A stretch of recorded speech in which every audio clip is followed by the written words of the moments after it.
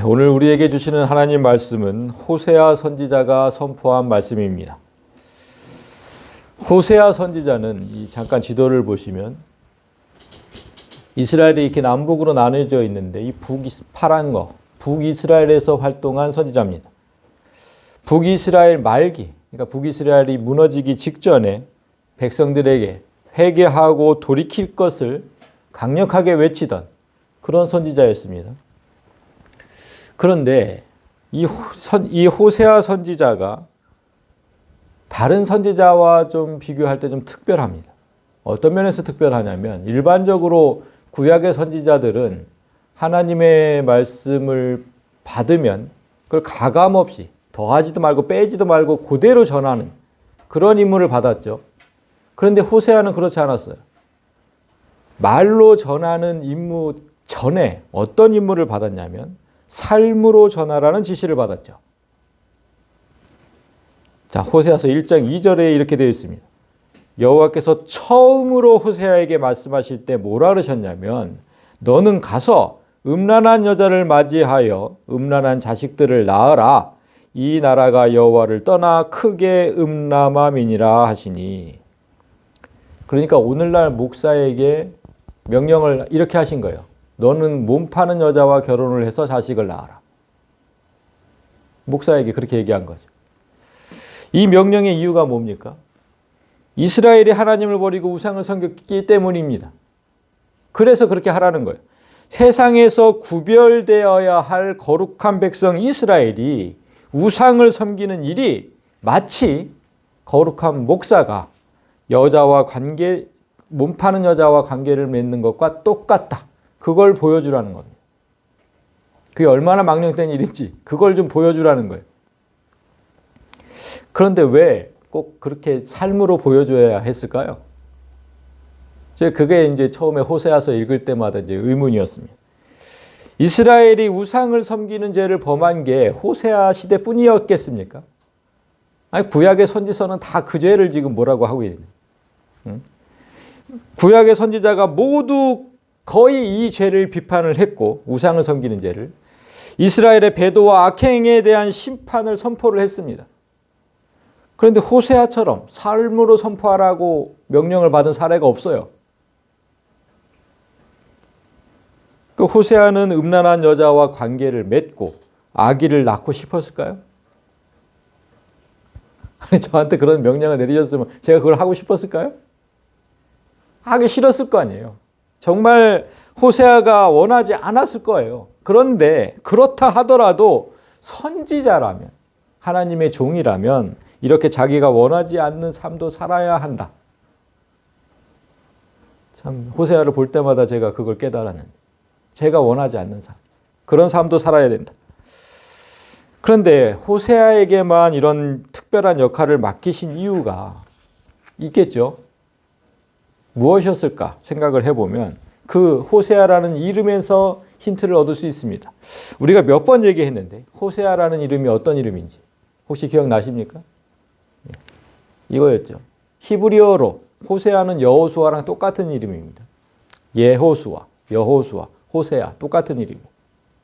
근데 이 이름을 신약 시대에 와가지고 그리스어, 헬라어로 말을 하면 예수가 되는 거죠. 그러니까 호세아, 여호수아, 예수는 똑같은 이름이에요.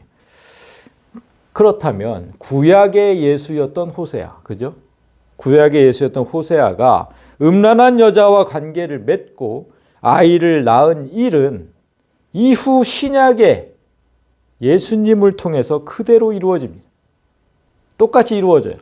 예수님도 음란한 백성이었던 이스라엘과 결혼하게 되죠. 그래서 그 사이에서 새 생명을 잉태하고 있지 않습니까? 그게 바로 우리잖아요. 그러니까 예수님을 예표하는 호세아가, 구약의 호세아가 음란한 여인 고멜과 낳은 자녀의 이름들을 보면 그 사실을 더욱 명확하게 알 수가 있습니다. 그 세 자녀를 낳았는데 이름을 잠깐 보죠. 여호와께서 호세아에게 이르시되 그의 첫 아들의 이름을 이스라엘이라고 하라. 조금 후에 내가 이스라엘의 피를 예후의 집에 갚으며 이스라엘 족속의 나라를 폐할 것임이니라. 그러니까 빨간 글씨가 이름인데 파란 글씨가 이름의 뜻입니다. 이스라엘을 흩트리라 이런 뜻이에요. 이스라엘 족속의 나라를 패할 것이다.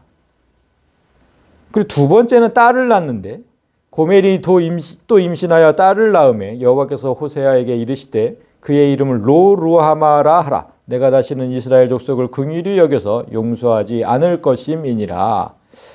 기억나시는지 모르겠는데 여기서 로루하마 앞에 로자는 부정접두어라고 했어요. 부정접두어. 그래서 루하마는 긍휼히 여기다 이런 뜻이에요. 하나님께서 긍휼히 여기다. 근데 로자가 붙었기 때문에 긍휼히 여기지 않으실 것이다.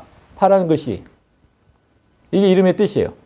셋째는 다시 아들을 낳는데 고멜이 또 로루하마를 젖된 후에 또 임신하여 아들을 낳음에 여호와께서 이르시되 그의 이름을 로암미라 하라. 너희는 내 백성이 아니요 나는 너희 하나님이 되지 아니할 것임이니라.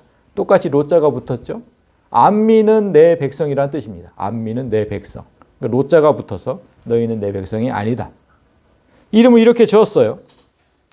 그러니까 우상을 섬기던 이스라엘이 마음을 찢고 돌아오지 않으면 이 이름대로 살게 됩니다. 로암미, 로루아마, 이스라엘. 이 이름으로 살게 돼요. 그렇죠? 그러나 돌아온다면 하나님은 바로 다음 절에서 이게 지금 몇 절? 9절이잖아요. 9절. 9절인데 바로 다음 절 10절에서 뭐라 그러셨냐면 이렇게 약속을 하세요. 그러나 돌아온다면 이스라엘의 자손의 수가 바닷가의 모래같이 되어서 헤아릴 수도 없고 셀 수도 없을 것이며 전에 그들에게 이르기를 너희는 내 백성이 아니라 한 그곳에서 그들에게 이르기를 너희는 살아계신 하나님의 아들들이라 할 것이라. 그러니까 로암미라고 한 그곳에서 돌아오기만 한다면 암미라고 해주실 것이다. 그렇게 말씀하신 거죠. 그러니까 이스라엘이 하나님을 버리는 죄를 수없이 반복했어도 하나님은 그들을 절대로 포기하지 않으신다라는 걸 보여줍니다. 내 백성이 아니라고 선포한 그곳에서 다시 하나님의 아들들이라 부를 날이 곧 올 것이다. 이렇게 약속하신 겁니다.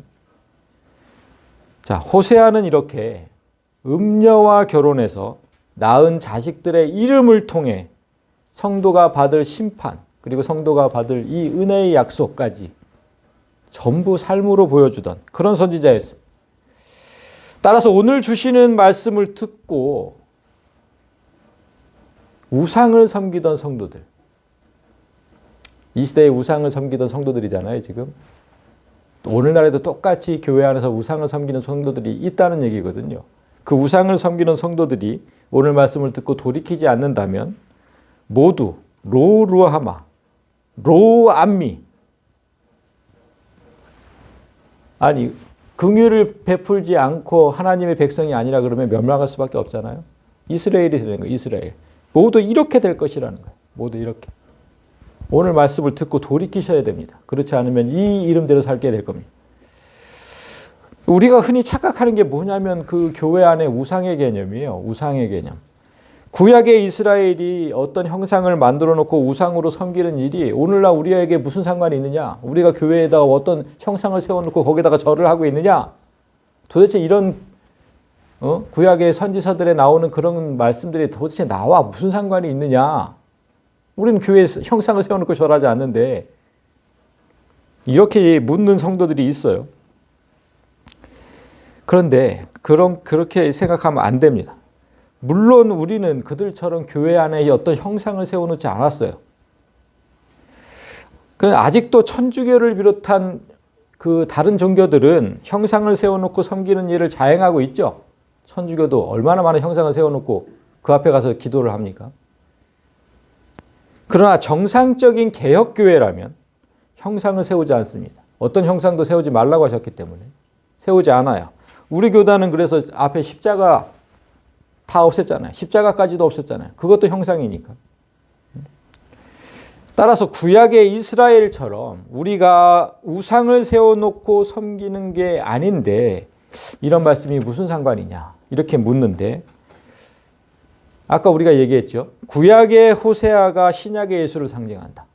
똑같은 겁니다.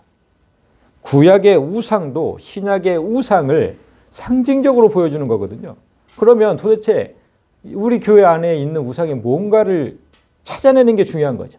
반드시 있다는 겁니다. 없지 않아요. 있어요.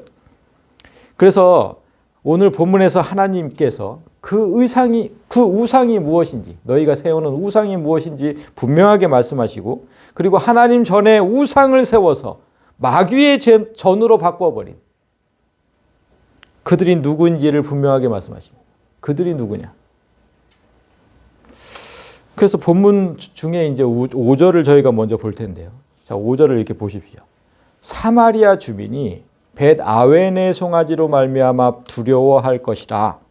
그 백성이 슬퍼하며 그것을 기뻐하던 제사장들도 슬퍼하리니 이는 그의 영광이 떠나감이며. 자, 여기서 사마리아 주민. 사마리아는 북이스라엘. 지금 북이스라엘 얘기를 하는 거잖아요. 북이스라엘의 수도였죠. 그리고 벳아웬, 여기 지금 벳아웬의 송아지, 제가 빨간 걸로 해놨는데 벳아웬이 어딜까요? 베델의 다른 이름입니다. 베델. 자 보세요. 베델이 어디 있습니까? 여기 지금 파란 것과 노란 거, 지금 남유다, 요 경계 사이에 베델이 있어요. 베델이. 사마리아. 이 별 표시로 되어 있죠. 사마리아 수도입니다. 예루살렘 수도. 그러니까 남유다의 수도 예루살렘, 북이스라엘의 수도 사마리아, 그리고 베델은 그 경계선 근처에 있는 도시, 이렇게 되어 있죠. 이곳 베델이 어떤 곳이었습니까? 베델이 아브라함이 갈대아 우르에 와서 처음으로 하나님께 제단을 쌓았던 곳이 베델이고, 그리고 야곱이 집에서 피신해가지고 도망가다가 베개로 썼던 단을 쌓고 하나님께 또 예배를 드렸던 그곳이 바로 베델입니다. 그 야곱이 그렇게 돌단을 쌓고 예배를 드렸던 이후부터 이곳이 벳엘이다 이렇게 됐잖아요. 무슨 뜻이었습니까? 하나님의 집이잖아요. 벳, 집, 엘, 하나님의 집. 그런데 왜 베델이 왜 벳아웬이라는 이름으로 불리고 있을까? 왜일까요? 베델은 여기서 보듯이 분명히 하나님의 집이란 뜻인데 벳아웬은 정반대의 뜻입니다. 이런 뜻이에요. 사악한 집. 벳은 똑같이 집이고 아웬은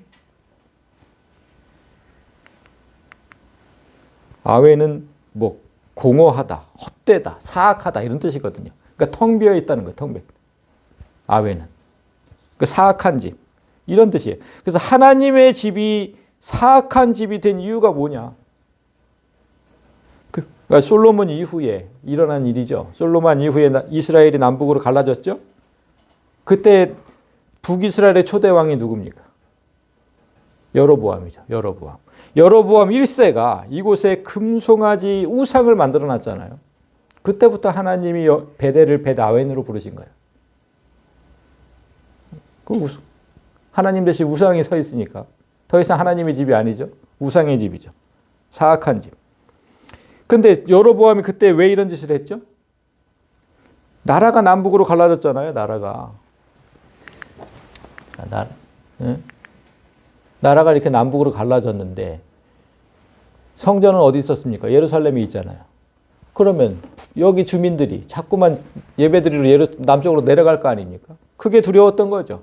자꾸 내려가면 그곳에서 살게 될 것이고, 그러면 나의 권력이 무너질 것이고, 이게 두려웠던 겁니다. 그래서 베델에다가 우상을 세워놓고 그곳에서 예배하도록 그렇게 만들었죠. 그래서 그때부터 이제 베델은 더 이상 하나님의 집이 아니라 벳아웬, 사악한 집, 마귀의 집이라고 이렇게 불렸습니다. 따라서 5절은, 지금 이 5절은 무슨 뜻이에요? 북이스라엘 백성들이 베델에 세워진 송아지를 섬겼던 죄로 인해서 두려워하고 슬퍼할 것이다. 그런 뜻이죠. 그 우상 때문에. 그러니까 심판이 선포가 된 거죠. 이제 두려워하고 슬퍼할 것이다. 그런데 이 말씀을 자세히 보면 베델을 벳아웬으로 만든 주범들이 나옵니다. 저 위에 사마리아 주민, 그 다음에 그 백성, 북이스라엘 백성, 그 다음에 제사장들. 사마리아 주민은 왜 따로 얘기를 했냐면 사마리아 주민이 누굴까요? 그 땅의 권력자들을 얘기해요. 그 땅의 권력자. 우리나라 권력자들이 모두 수도 서울에 모여 있잖아요. 똑같은 거예요. 그 당시도. 그 땅의 권력자들부터 시작해서 모든 백성과 제사장들, 그들이 싹 다 하나님의 집을 마귀의 집으로 바꿔버렸다는 겁니다. 구약의 이스라엘이 신약의 교회임을 절대로 잊으시면 안 돼요. 그러니까 오늘날 교단의 권력자들과 그 밑에서 일하고 있는 목사들, 또 성도들, 그들은 모두 교회를 마귀의 집으로 바꾸어 버렸다. 지금 이렇게 말씀하시는 거예요. 자꾸만 이들한테만 얘기하는 걸로 들으면 성경은 나하고 아무런 상관이 없는 책이 되죠. 지금 그러고 있다는 거예요, 우리가. 그래서 성경이 놀라운 거거든요.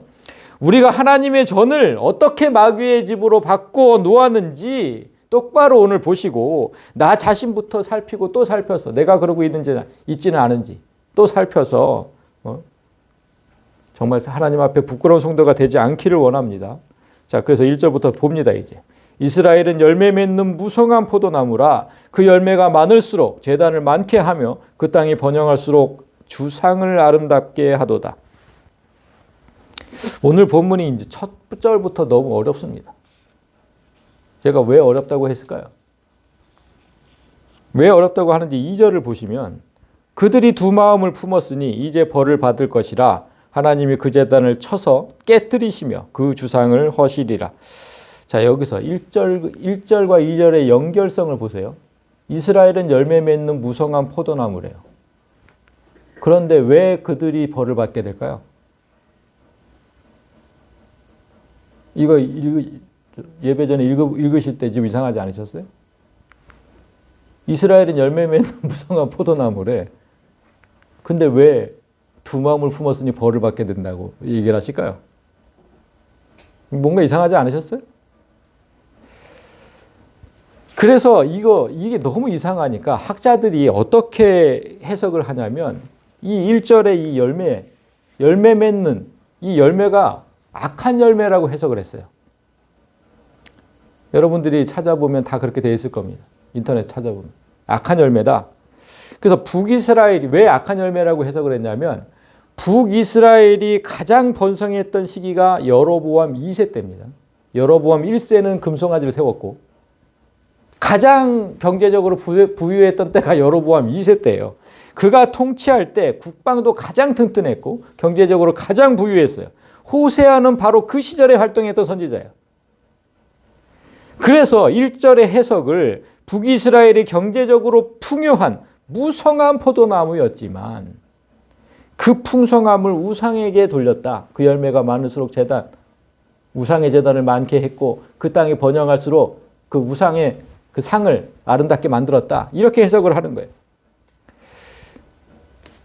그 무성한 포도나무를 그러니까 악한 열매라고 해석. 근데 어디에도 그렇게 되어 있지 않거든요, 성경에는. 그 악한 열매라고 해석하면 그건 너무 자의적인 해석인 거예요. 이게 제가 왜 자의적이라고 하냐면 제가 이 구절을 그 원어로 보니까 무성한 포도나무 할 때 무성한이 어떤 뜻이냐면 이 바카크라는 단어, 바카크. 근데 비우다, 공허하게 하다 이런 뜻이에요. 무성한하고 완전히 반대 뜻이죠? 완전 반대의 뜻이에요. 이 단어가 구약 성경에서 8곳에서 쓰였더라고요. 찾아보니까 8곳에서 쓰였는데 모두 똑같이 이런 뜻으로 쓰였어요. 그 중에 한 절만 제가 갖고 오면 나훔서 2장 2절에 보면 여호와께서 야곱의 영광을 회복하시되 이스라엘의 영광 같게 하시나니 이는 약탈자들이 약탈하였고 또 그들의 포도나무 가지를 없이 하였음이라. 약탈자, 약탈 두 단어가 똑같이 이 단어가 쓰였어요. 바카크. 그러니까 무슨 뜻이에요? 비우는 자들이 다 비웠다 이런 뜻이거든요. 이스라엘을 다 그렇게 멸망하게 했다.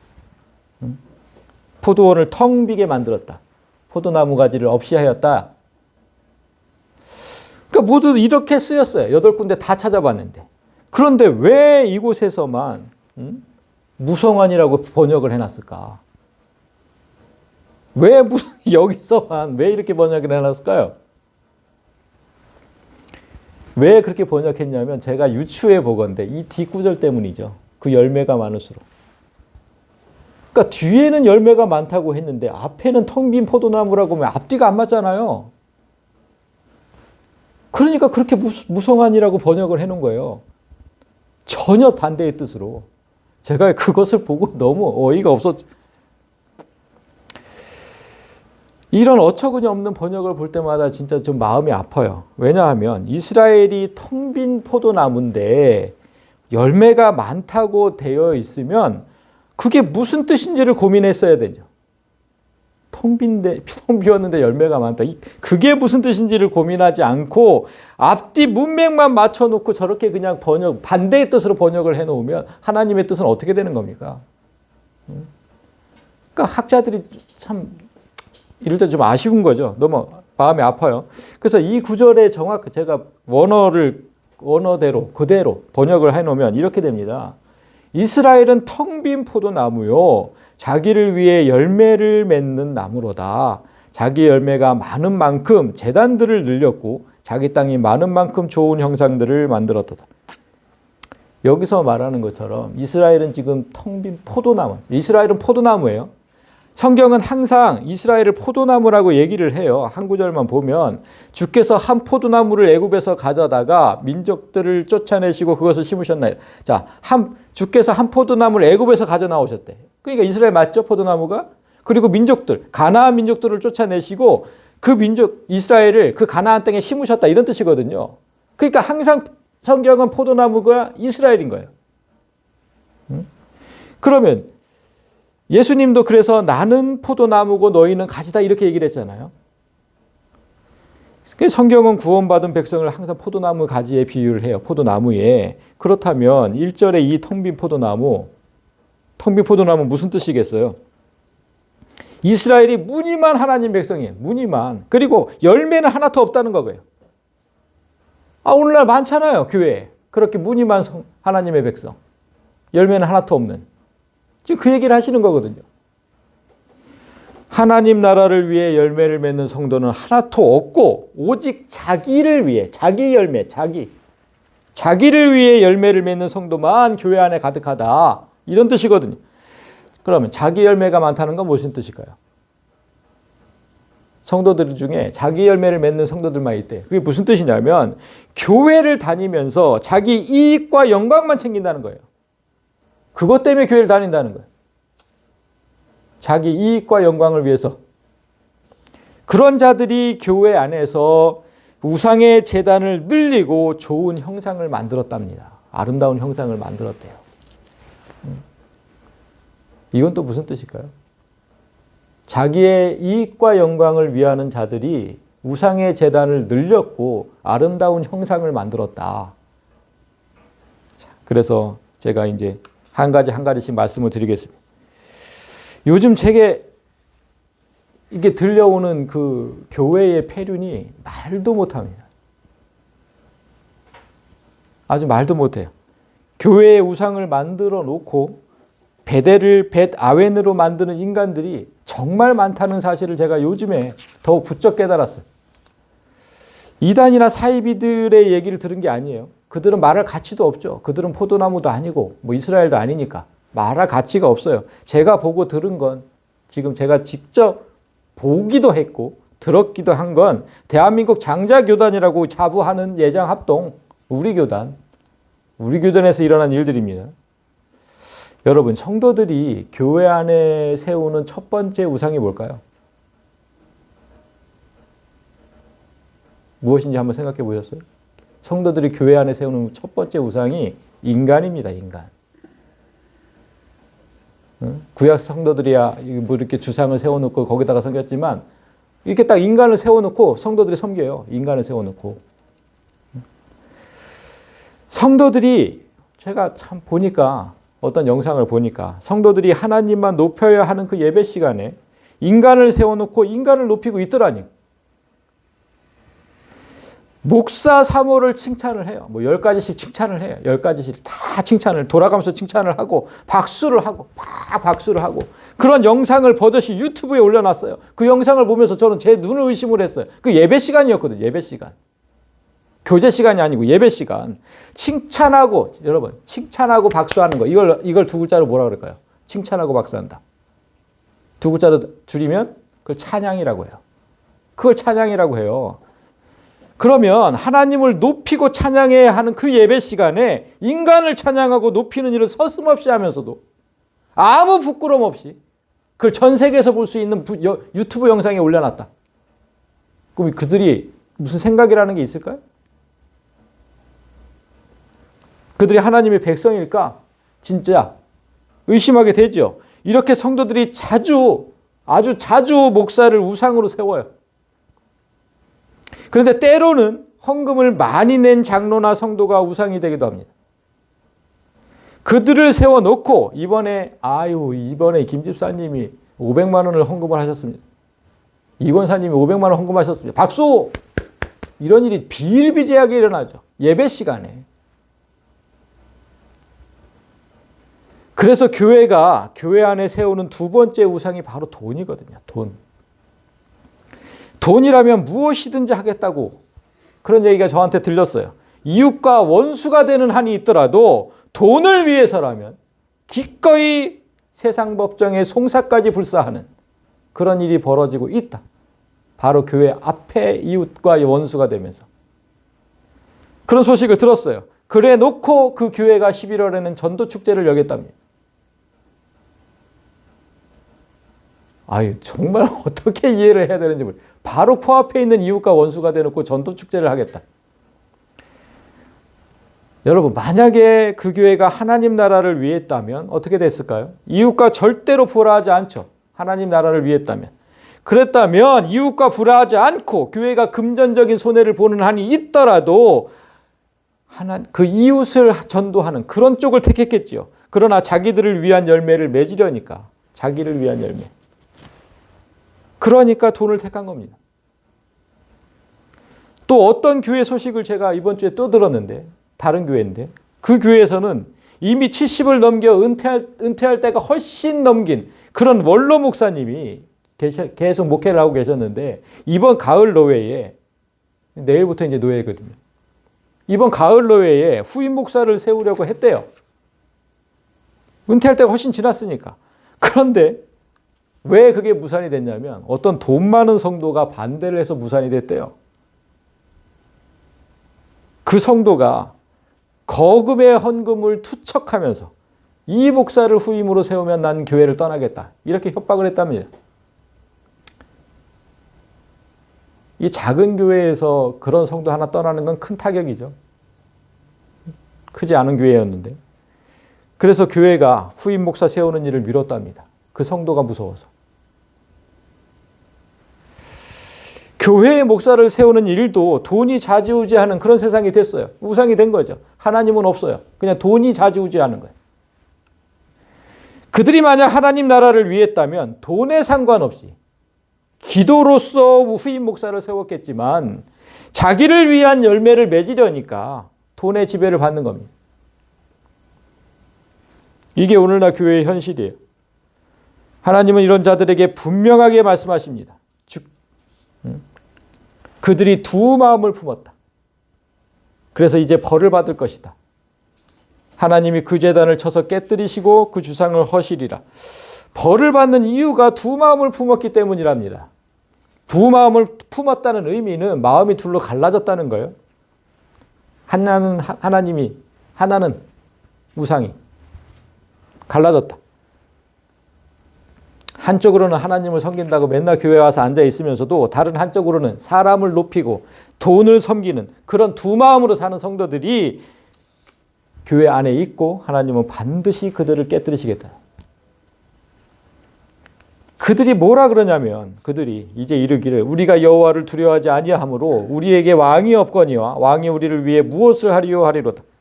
두 마음을 품은 자들이 하나님을 왕으로 생각하지 않는 건 당연하죠. 한쪽에 사람이 있고 돈이 있는데 그것이 왕이지. 어떻게 하나님의 왕이겠습니까? 그 왕으로 생각하지 않으니까. 그 하나님이 나를 위해서 무엇을 해주리라 생각하지도 않아요. 그 사람이 나한테 뭘 해줄 거고 돈이 나한테 뭘 해주는 거지. 하나님이 나한테 뭘 해줄 거라고 생각하지 않는다니까요. 왕이 우리를 위해 무엇을 하리요?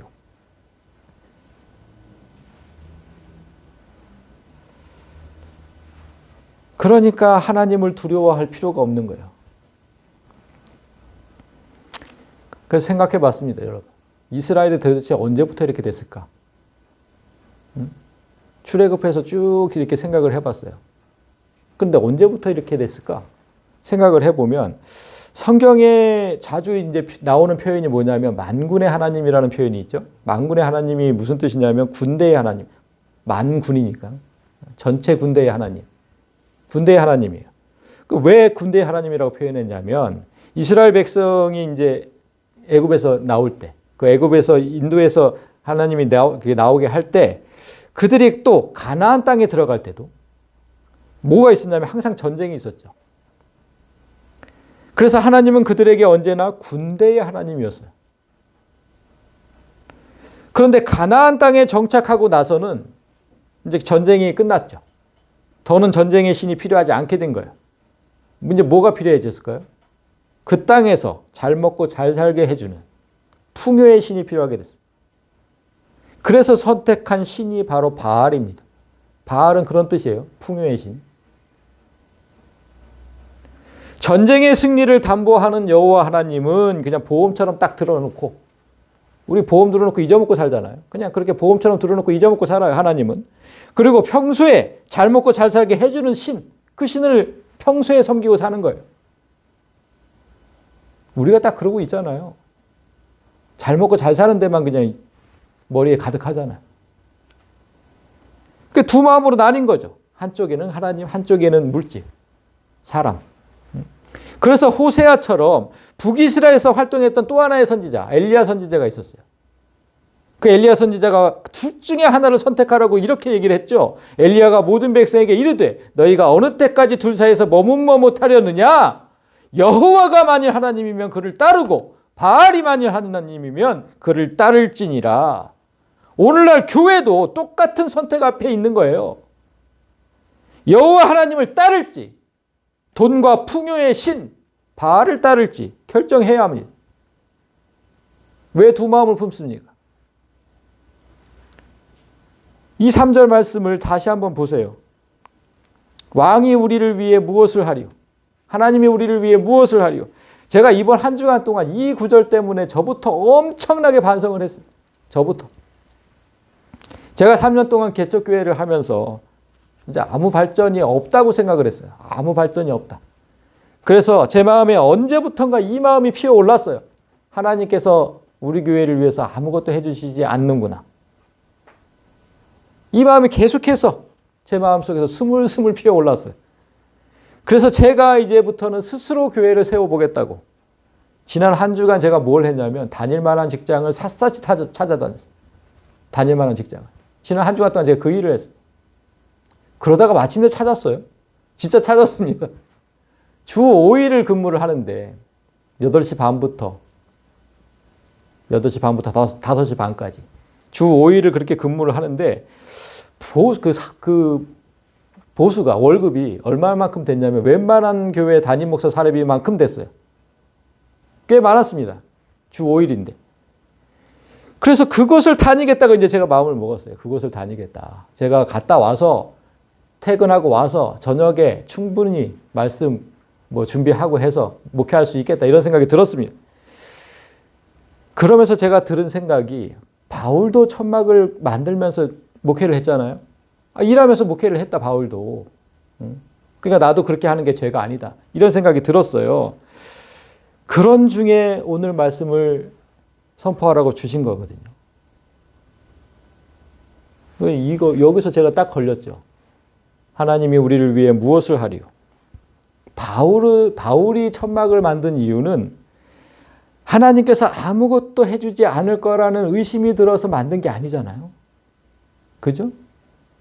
그래서 자기 먹고 살려고 만든 게 아니에요. 바울이 왜 천막을 만들었냐면 그 시대에 바울이 살던 시대의 그리스 철학자들이 사람들에게 가서 지식을 전하고 돈을 받았어요. 다 그러고 살았어요, 철학자들이. 근데 바울을 똑같이 그 사람들이 볼 때는 헬라인들이 볼 때는 똑같이 본 거예요. 바울을. 저 사람도 지식을 전하고 돈을 받는. 그게 싫었던 겁니다. 바울은. 내가 하나님 말씀을 전하면서 돈을 받아? 대가로 돈을 받아? 그게 너무 싫었던 거예요. 그래서 자기는 그걸 안 받았어요. 모든 사람에게. 복음을 전하면서도. 그래서 할 수 없이 천막을 만드는 일을 했던 거거든요. 그런 사람과 제가 비교를 하면 안 되는 거였죠. 그 반성을 했습니다. 하나님께서 제가 돈을 벌겠다는 이유를 똑바로 말씀해 주셨어요. 이거. 자기를 위해 열매를 맺는 나무. 너도 똑같다는 거예요. 너도. 교회의 외형을 키우는 데만 혈안이 된 그런 목사들처럼 너도 똑같은 마음 아니냐? 지금 여기가 좁다고 해서 좀 더 넓은 교회로 가고자 해서 그래서 지금 일하겠다고 하는 거 아니냐? 네가 무슨 바울처럼 그렇게 순수하게 복음을 위해서 그거 아니지 않느냐? 그러니까 말씀을 연구하고 묵상하는 일을 분명하게 소홀히 하게 됩니다. 제가 직장을 다니면. 지금처럼 못하죠. 당연히. 그러면서도 그렇게 하면서까지도 돈으로 성장시키겠다. 제가 그 마음을 먹은 거죠. 그러면 그게 뭡니까? 그거는 말씀을 버리고 바알을 따르는 거랑 똑같은 거잖아요. 하나님을 버리고 바알을 따르던 그런 이스라엘과 똑같은 걸 항상 말씀으로 저를 치시니까 저는 그때마다 꿇을 수밖에 없고 잘못했다고 또 할 수밖에 없고 이 책망에 저 아무 말도 할 수가 없었어요. 그래서 바울과 같은 순수한 마음이 될 때까지 그 직장 구하는 일을 제가 잠시 멈추기로 했어요. 똑같이 정말 바울의 마음처럼 될 때 그때 다니든지. 지금은 아니다. 지금은. 제가 너무 잘못했으니까. 그래서 그들이 헛된 말을 내며 거짓 맹세로 언약을 세우니 그 재판이 바디당에 돋는 독초 같으리로다. 구약의 이스라엘, 신약의 이스라엘, 우리 모두 하나님과 언약을 맺은 게 있어요. 언약을. 무슨 언약을 맺었냐면 네가 내 하나님 여호와의 말씀을 삼가 듣고 내가 오늘 내게 명령하는 그의 모든 계명을 지켜 행하면 내 하나님 여호와께서 너를 세계 모든 민족 위에 뛰어나게 하실 것이라. 구약의 이스라엘, 우리 모두 신약의 이스라엘 모두 이 언약에 동의를 했어요. 우리 다 동의를 했습니다. 우리가 아멘으로 했거든요. 그러나 우리는 이 언약을 번번이 어기면서 살았죠. 우리가 언제 하나님을 사랑하고 이웃을 사랑하는데 철저하게 지켰습니까? 이거 하나님 여호와의 말씀을 삼가 듣고 그의 모든 계명을 지켜 행하고 이거 언제 우리가 철저하게 행했습니까? 어겼죠. 약속을 어겼어요. 그럼 이 언약을 어기면 어떻게 되냐면 네가 만일 내 하나님 여호와의 말씀을 순종하지 아니하여 오늘 내게 명령하는 그의 모든 명령과 규례를 지켜 행하지 아니하면 이 모든 저주가 내게 임하며 내게 이를 것이니 여기서 말씀하신 저주가 바로 바디랑에 돋는 이 독초예요. 재판이 아니라 심판이에요. 심판. 이런 번역도 좀 아시려. 심판입니다. 정확한 번역이. 심판. 심판이 바디랑에 돋는 독초같이 이를 것이다. 이 저주가 이를 것이다. 독초가 밭을 망치잖아요. 독초가 나면 밭을 다 망쳐요. 그런 똑같이 하나님의 심판이 포도밭, 우리 이 교회 그 교회를 칠 것이다. 그런 뜻입니다. 그래서 다음 절에 나오는 게 우리가 처음에 본 5절인 거예요. 사마리아 주민이 벳아웬의 송아지로 말미암아 두려워할 것이라. 그 백성이 슬퍼하며 그것을 기뻐하던 제사장들도 슬퍼하리니 이는 그의 영광이 떠나감이며 벳아웬의 송아지 사악한 집의 우상 그게 교회라니까요. 여러분. 이웃과 원수가 되는 걸 불사하고 기어이 500억을 받아낸 서울의 그 유명한 교회는 명확하게 벳아웬이죠. 그 돈을 기뻐하던 목사들과 성도들,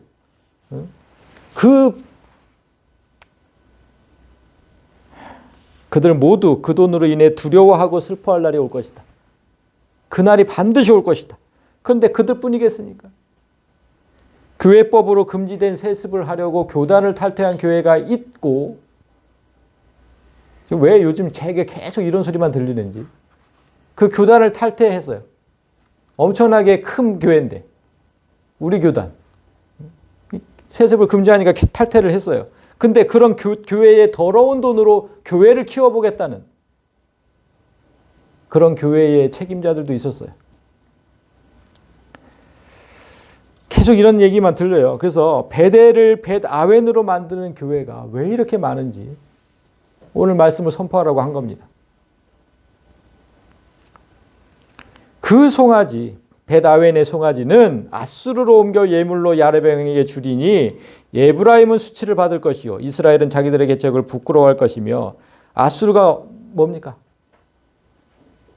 아수르, 북이스라엘을 멸망시킨 나라잖아요. 이 나라를 멸망시키는 나라예요. 그리고 야레방은 그 원래 이제 문자 그대로 뜻은 싸움의 왕이라는 뜻이에요. 야레방, 싸움의 왕. 근데 아수르 왕의 상징적인 이름입니다. 그러니까 이스라엘 백성들이 그렇게 지극히 섬겼던 금송아지는 결국 멸망의 왕에게 바쳐질 것이다. 에브라임은 북이스라엘의 수도 사마리아가 속한 대표 지파죠. 대표적인 지파. 그들이 수치를 받는 건 물론이고 북이스라엘 전체가 부끄러움을 당할 것이다. 이스라엘은 자기들의 계책을 부끄러워할 것이다. 그러니까 돈을 쫓으면 교회의 대표들은 물론 교회 전체가 부끄러움을 당할 것이다. 하나님께서 분명히 말씀하십니다. 돈을 쫓으면 그렇게 된다. 사마리아 왕은 물 위에 있는 거품같이 멸망할 것이며 물의 표면에 뜬 거품의 운명을 우리는 잘 알죠. 한순간 막 거품이 그냥 잔뜩 이루고 있어도 한순간 흔적도 없이 사라지는 게 그 거품 아닙니까? 그 돈을 쫓으면 그렇게 된다니까요. 막 부흥하는 것 같죠? 한순간 사라질 겁니다. 이스라엘의 죄, 곧 아웬의 산당은 파괴되어 가시와 찔레가 그 제단 위에 날 것이니 이스라엘이 그토록 잘 꾸미고 정성을 다해 섬겼던 베델의 산당은 파괴되고 잡초만 무성하게 될 것이다. 그때에 그들이 산더러 우리를 가리라 할 것이요 작은 산더러 우리 위에 무너지리라 하리라. 그 멸망의 시간이 되면, 그렇게 하나님의 심판의 때가 되면 그들이 당하는 고통은 산이 무너져 덮치는 것보다 더 클 거라는 겁니다. 산이 무너져서 내게 덮여졌어. 그거보다 그 고통이 더 크다. 하나님의 심판이. 얼마나 큰 고통이 임할지 미리 말씀하시는 거예요. 그때는 산더러 우리를 덮어라 하는 게 더 고통이 덜할 것이다. 그런 뜻이잖아요. 얼마나 큰 고통이 임할 것이다. 그러니까 좀 들어야 될 거 아닙니까? 이렇게 하나님께서 분명하게 말씀하셨어요. 그 고통이 정말 클 거니까 빨리 돌이켜라. 빨리. 돌이켜야 됩니다. 돌이켜. 이렇게 오늘 우리는 하나님의 집인 베델을 벳아웬으로 만든 주범이 누구인지를 보았어요. 물론 첫 번째 주범이 누구였냐면 그곳에 금송아지를 세웠던 여로보암이었죠. 그에게 첫 번째 원인이 있어요. 그는 그래서 분명히 죄의 대가를 받았다고 성경에 기록되어 있습니다. 다 받았어요. 그 집안 대대로. 그러나 오늘 하나님은 베델을 벳아웬으로 만든 주범이 더 있다고 말씀하시는 거예요. 그 여로보암 말고. 그게 누굽니까? 이스라엘. 바로 우리예요. 우리. 오늘 본문이었던 1절부터 8절까지 우리가 그렇게 8절을 읽었는데 그 8절 중에 단 한 구절도 빼놓지 않고 우리의 죄를 얘기를 해요. 제가 이렇게 빨간 걸로만 해왔습니다. 이스라엘은 텅 빈 포도. 이스라엘, 우리죠? 너희가 그랬다. 그들이 두 마음을 품어. 우리잖아요. 3절, 그들이 여호와를 두려워하지 아니하고 그들이 헛된 말을 내며 한 절도 빼놓지 않고 계속해서 너희 사마리아 주민이 두려워할 것이며 그 백성이 슬퍼하며 에브라임, 이스라엘 전부 우리라니까요. 사마리아 왕은 물 위에 떠 있는 거품, 이스라엘의 죄, 곧 아웬의 산당. 단 한 구절도 빼놓지 않고 그곳에 있던 우상을 섬기던 자들, 우리를 지목하고 계시는 거예요. 너희들이 그랬다. 너희들이. 오늘날 교회 안에 세워진 우상이 사람과 돈이 대표적이라고 말씀을 드렸는데, 그런데 교회에 사람들이 있는 건 당연하고 현실적으로 돈으로 운영되는 것도 사실이잖아요. 교회에서 어떻게 사람과 돈을 제할 수 있습니까? 제할 수가 없어요. 문제는 그것들을 섬기는 자들이 있다는 게 문제인 거죠. 이 교회에서 어떻게 사람을 없애고 돈을 없앨 수 있어요? 왜 그것들을 섬기냐는 거예요. 그게 문제예요. 이스라엘 백성이 베델에 금송아지를 둔 여로보암을 탓하겠습니까? 그건 마치 교회 안에 사람과 돈을 왜 두었느냐고 탓하는 것과 똑같은 거예요. 그럼 바보 같은 사람이 어디 있어요? 누가 이 사람을 여기다 둬가지고 이 목사를 여기다 둬가지고 내가 섬기게 만들었어? 이렇게 말하는 건 바보 같은 거잖아요. 그럴 수가 없어요. 여로보암이 베델에 금송아지를 두었어도 내가 그것을 섬기지만 않았다면 그 하나님께 죄가 되지 않잖아요. 그냥 여로보암만 죄를 받게 되는 거지.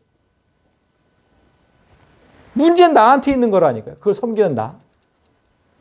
교회 안에 사람과 돈이 넘쳐도 그것을 섬기려는 마음만 없으면 되는 거예요. 성도 여러분,